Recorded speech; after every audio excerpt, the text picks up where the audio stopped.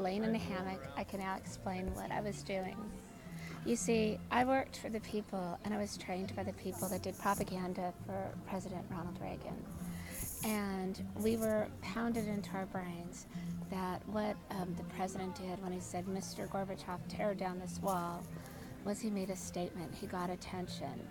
And then after he gets attention, then we had to show the people in the USSR the problem. And I actually went to Leningrad to show women cosmopolitan magazines, to show people that democracy meant freedom of choice, and they loved it. I mean, some of the Reagan people thought that the people would want democracy because of religion, but what they really wanted was the bling. They loved the cosmopolitan magazines, they loved the lipstick ads, they loved all that. And I was actually detained by the KGB for about a day and a half, and it was scary. And they detained me and they took me from my hotel room in the middle of the night, and it scared the crap out of me, and I have PTSD to this day.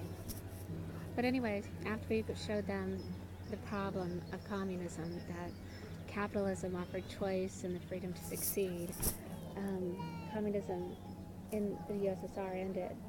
And then, and how it ended was, it's the recipe to end communism is you get people's attention, President Reagan saying, "Tear down this wall."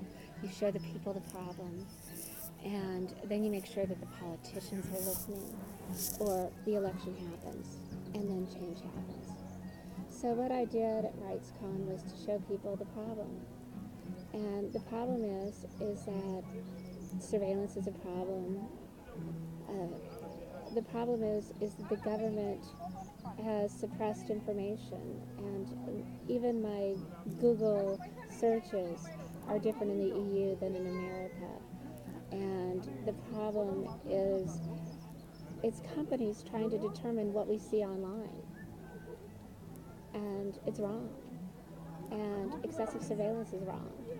And it's dangerous. And the fact that I've had to tweet, and that's the only way that I can communicate my message is through Twitter.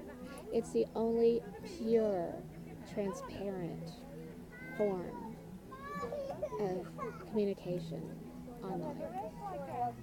Facebook rearranges things, takes things down. Google does it too. Even at a public session, a former executive from Google admitted that they changed their algorithms just to kind of benefit their cause, which is crazy. I mean, he said it in a public forum. But that's wrong. And the government's getting all of our data and attacking bloggers is wrong. And so I think I got some attention, and I'm resting.